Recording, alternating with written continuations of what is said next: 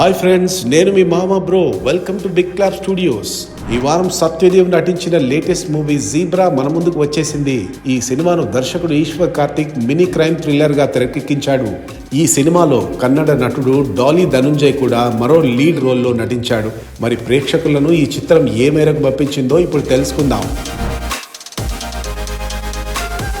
సూర్య ఒక bank employee మరో bank employee స్వాతితో ప్రేమలో ఉంటాడు. 5 ఏళ్ల నుంచి ప్రేమించుకుంటున్నా ఇంట్లో చెప్పడానికి మాత్రం సూర్యకి ధైర్యం సరిపోదు. ఈ క్రమంలో జరిగిన కొన్ని నాటకీయ పరిణామాల మధ్య స్వాతి ఓ సమస్యలో ఇరుక్కుంటుంది. ఆమెను సేవ్ చేయడానికి సూర్య చేసిన ఓ పని కారణంగా అతిపెద్ద సమస్యలో చిక్కుకుంటాడు. 4 రోజుల్లో 5 కోట్ల రూపాయలు ఆదికి ఇవ్వాల్సిన పరిస్థితి వస్తుంది.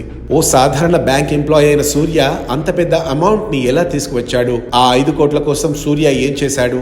ఈ మధ్యలో అతని జీవితంలో జరిగిన సంఘటనలు ఏమిటి? ఈ మొత్తం కథలో చివరికి జరిగిన కథ ఏమిటి అనేది బిగ్ స్క్రీన్ పై చూడాల్సిందే.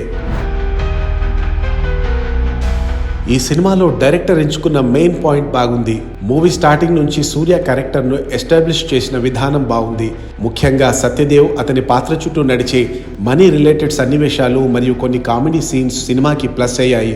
4 రోజుల్లో 5 కోట్లు సంపాదించే ట్రాక్, ఈ క్రమంలో పాత్రల మధ్య అనుకోకుండా జరిగే డ్రామా, ఇక సత్యదేవ్ డాలీ ధనుంజయ్ పాత్రను లింక్ చేస్తూ దర్శకుడు రాసుకున్న సీన్స్ చాలా బాగున్నాయి.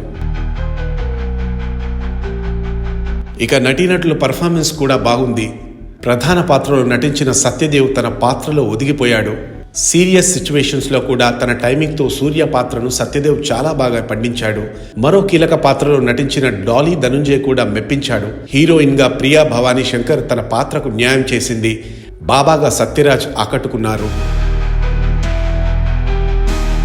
కమేడియన్ సత్య డైలాగ్స్, ఆయన హావభావాలు బాగానే నవ్వు తెప్పించాయి. అమృత అయ్యంగార్తో పాటు ఇతర కీలక పాత్రల్లో నటించిన మిగిలిన నటీనటులు కూడా తమ పాత్రలకు న్యాయం చేశారు. ఓవరాల్ గా ఈ సినిమా మనీ చుట్టూ తిరిగే క్రైమ్ అండ్ సస్పెన్స్ మూవీగా మంచి టాక్ ని సంపాదించింది. మరిన్ని ఇంట్రెస్టింగ్ వీడియోల కోసం మా ఛానల్ని వెంటనే సబ్స్క్రైబ్ చేయండి.